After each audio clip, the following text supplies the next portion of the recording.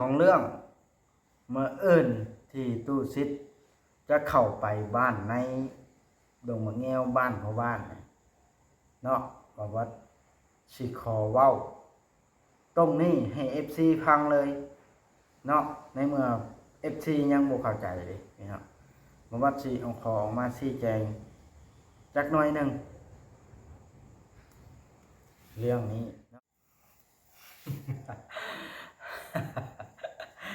โอ้ยพี่น้องอยากหัวได้บ้านนะอยากหัว FC ได้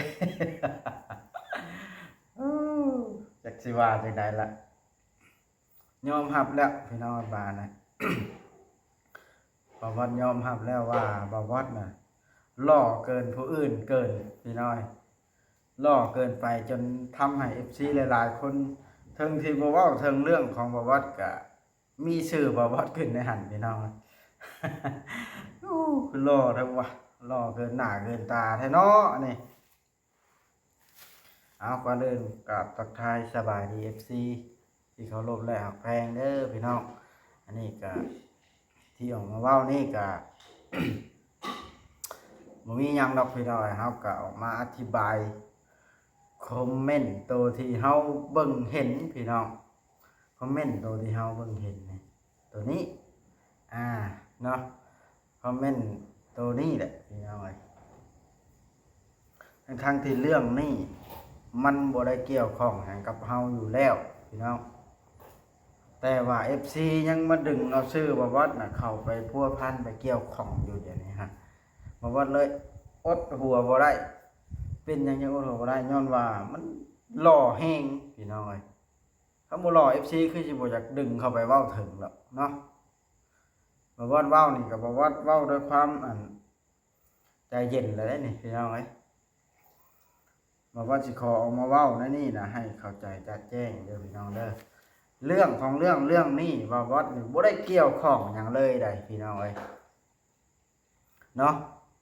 เป็นได้จังว่าบ่ได้เกี่ยวข้องเนาะในกรณีหนึ่ง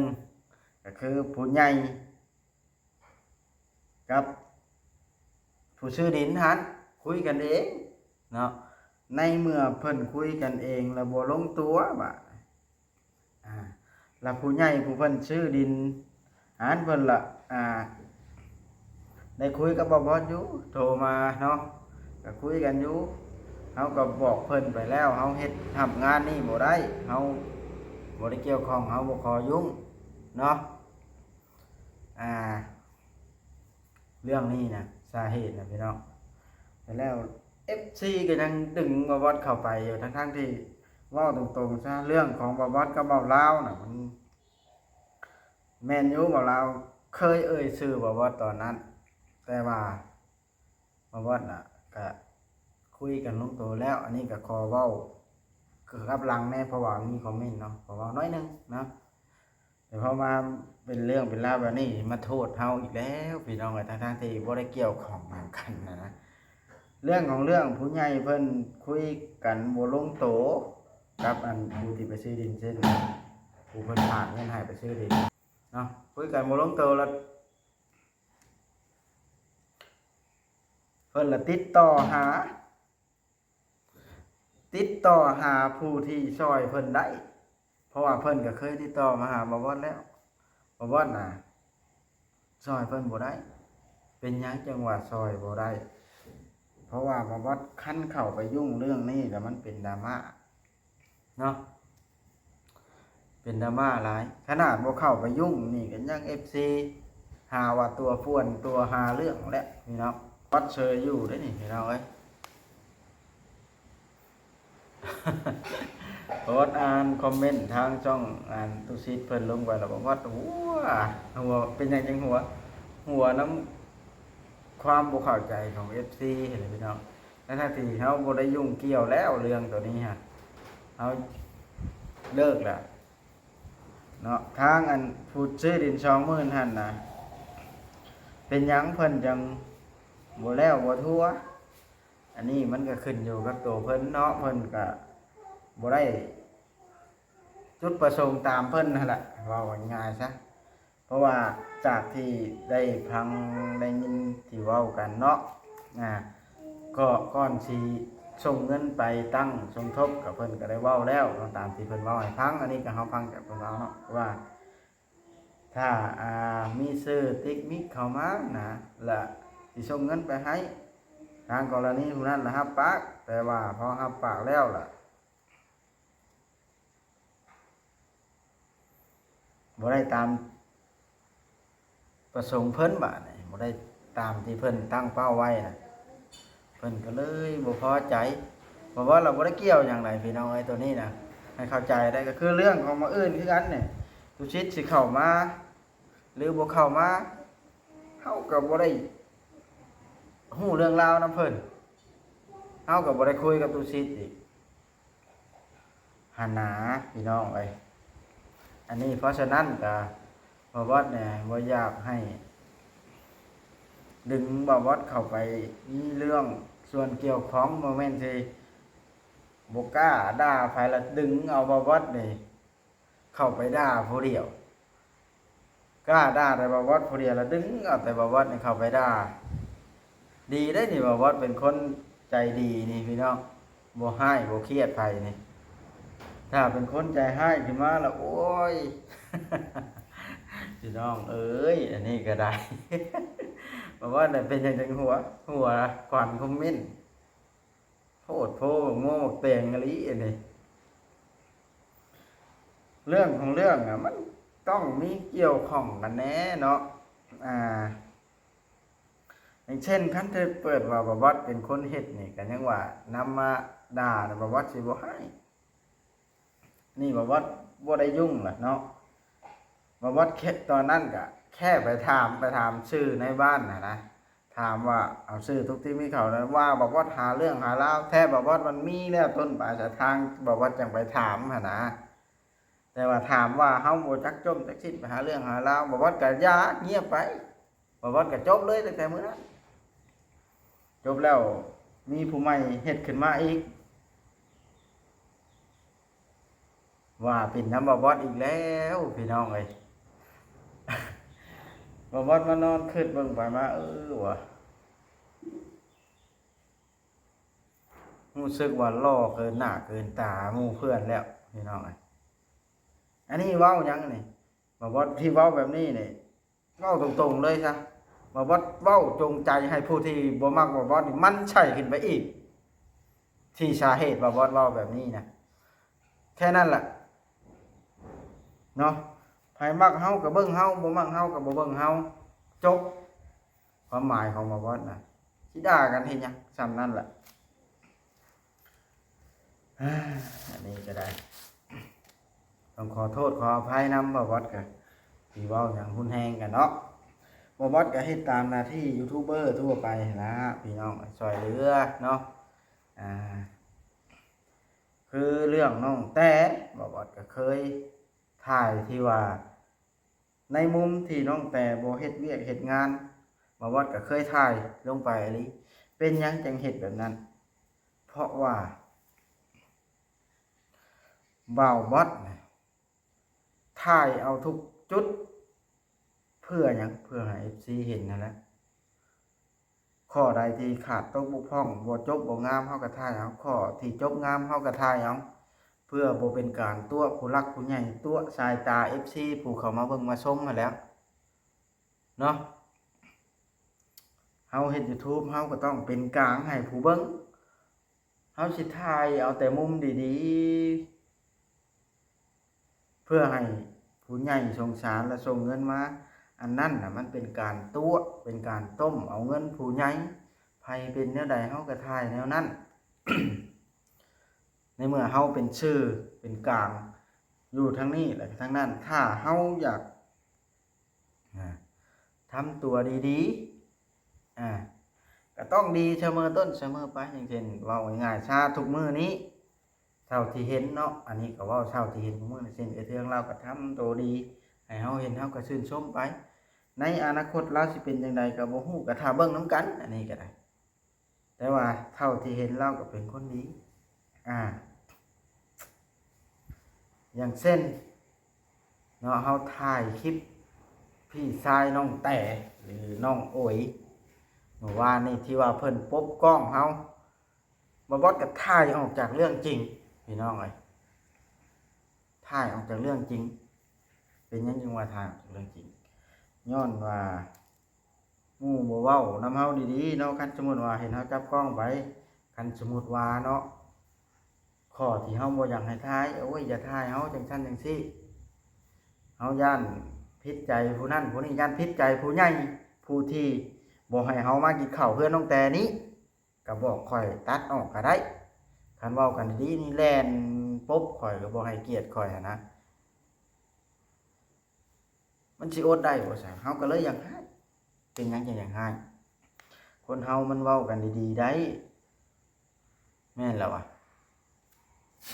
เฮาก็เข้าใจน้องโอเป็นหยังน้องเข้าใจน้องโอเข้าใจว่าเราต้องได้คำสั่งมาจากผู้ใดผู้หนึ่งอย่างเช่นแม่ฮักเราเว้าตรงๆซะแม่ผู้เฮ็ดเฮือนให้เรานี่เป็นผู้สั่งเราว่าอย่าให้ผู้นั้นผู้นี้ถ่ายบ่ผิดที่เราทำตามมันผู้ใหญ่เราเพราะว่าเราก็อยากได้เฮือนแล้วก็ผู้ที่ฮักแพงเราล่ะว่าง่ายๆซะอย่างเช่นแม่ฮักผู้เฮ็ดเฮือนเราน่ะฮักแพงเราเราทำตามแล้วถูกต้องแม่นความเราตัวนี้ชมเชยเราน้องโอนะแต่ว่าผิดบ่อนไหนผิดบ่อนที่ว่าบ่เว้านำเฮาจกเจือนะอ้ายย่านอันแม่ฮักเฮาให้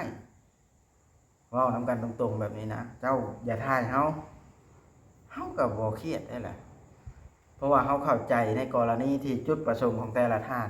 อันนี้บ่เว้าหยังแล่นนี่จุดประสงค์เฮาผู้บ่เข้าใจความหมายนี่เด้บัดนี้นะบ่ว่าได้เว้าตรงๆบ่ได้โทษได้บ่ได้โทษอันที่ว่าอ้ายน้องแต่แล่นนี่นะ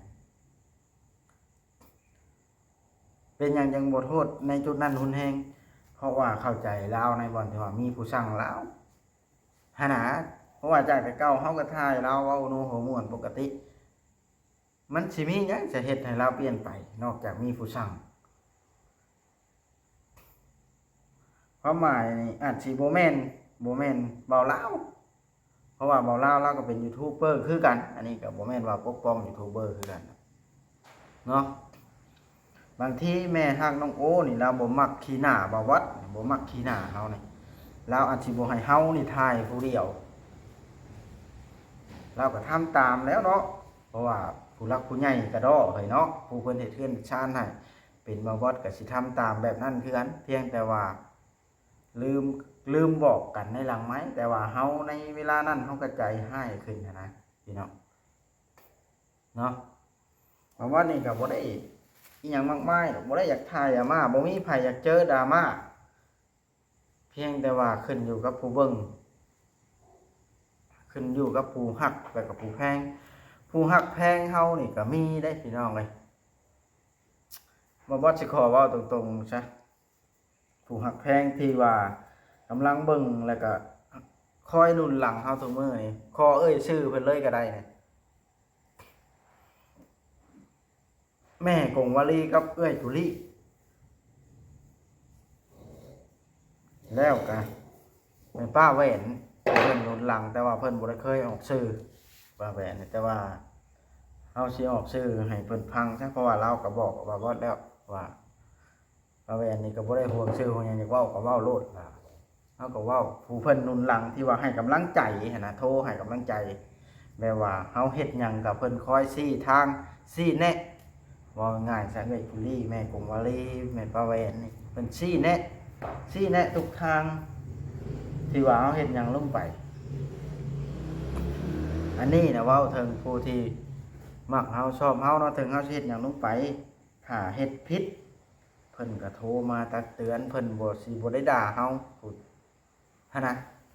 เพราะว่าก็พอมีกำลังใจเพราะเพิ่น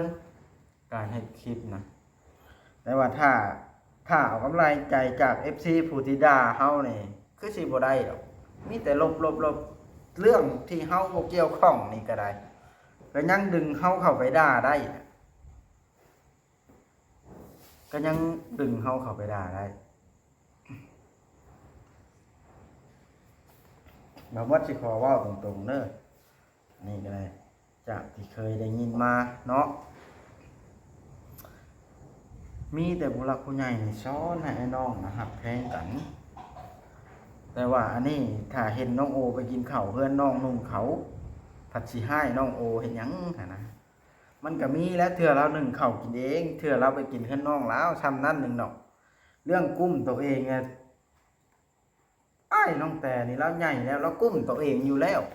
บ่คิดก็ได้ว่าเราสิบ่กุ้มตัวเองเมื่อก่อนนี่เราบ่ได้มีผู้ช่วยพ่อแม่แตกแยกไปอยู่ไผอยู่มันอ้ายไอ้น้องอยู่ไผอยู่มันเราก็ยังมีชีวิตเท่ากับมื้อนี้หั้นนะแม่ใหญ่สิมาห้ามเรากระดักกระดอเฮ็ดหยังหั่นนะห้ามจนว่าบ่ให้กินข้าวเพื่อนอ้ายเพื่อนน้องอันนี้ก็บ่ว่าเนี่ยเว้าเป็นหยังจังกล้าเว้าออกไปกับผู้ใหญ่ที่ว่าห้ามน้องโอนเพราะว่าเพิ่นบ่ได้ฮักแพงเฮาแม้แต่น้อยเลยเพิ่นจังห้ามแต่เฮาผู้เดียวนี่บ่ให้ถ่ายแล้วก็ช่างน้องโอบ่ให้ถ่าย อ่าอันนี้ก็ได้ห้ามละห้ามละเบิดให้ก็เอ้ยก็อันผู้เงิน20,000เนาะเฮาบ่พาเอ่ยชื่อเพิ่นซะผู้เงิน20,000บ่แล้วนี่ห้ามฮอดลาวบ่ให้ช่วยเหลือเฮาก็ได้เบิ่งในคลิปตั้งแต่มื้อมันเกิดเรื่องนะห้ามว่าพิมพ์ก็บอกโอ้ยก็บ่ต้องอันมาช่วยแล้วนะทั้งที่ลาวเป็นผู้ตั้งทุนตั้งต้นขึ้นนะสิว่าในใดซะเนาะเรื่องของมื้ออื่นนี่ว่าสิขอเว้าแจ้งได้เรื่องของมื้ออื่นที่ว่าตุชิดสิเข้ามานี่เรื่องของมื้ออื่นที่ว่าตุชิดสิเข้ามานี่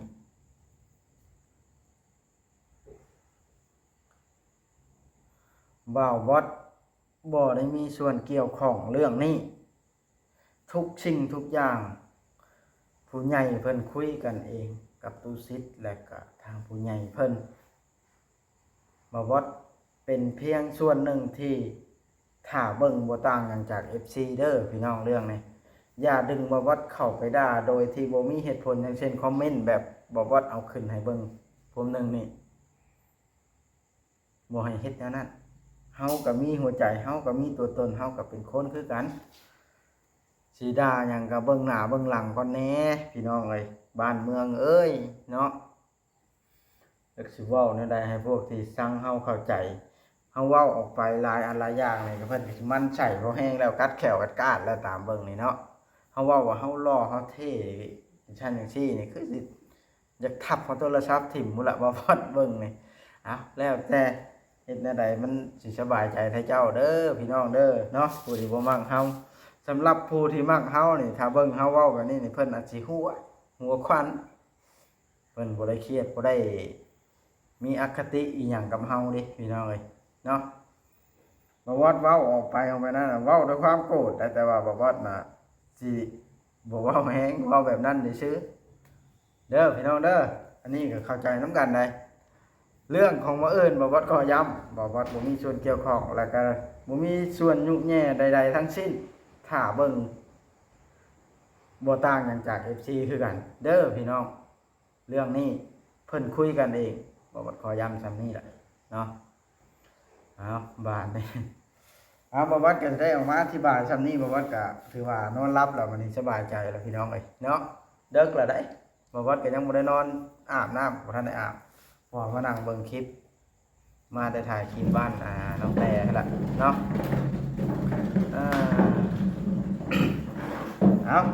สำหรับคลิปนี้จังใดก็ถ้าอยู่ประเทศลาวไทยหรือว่าประเทศที่กำลังค่ำมืดตอนนี้ก็ขอให้ทุกท่านนอนรับฝันดีเบิ่งคลิปจบแล้วก็ขอให้ทุกท่านอยู่ดีมีแฮงเด้อเนาะถ้าท่านใดเป็นกลางเว้นกำลังไปทำงานขอให้ทุกท่านเดินทางปลอดภัยหน้าที่การงานราบรื่นเนาะคิดสิ่งใดก็ขอให้ได้สิ่งนั้นสมดังใจปรารถนาเด้อเบิดทุกคนสำหรับคลิปนี้บ่าวบอสสิได้ขอโตไปแล้วพี่น้องเอ้ยเนาะสบายดีสวัสดีพี่น้อง FC ทุกท่านเนาะ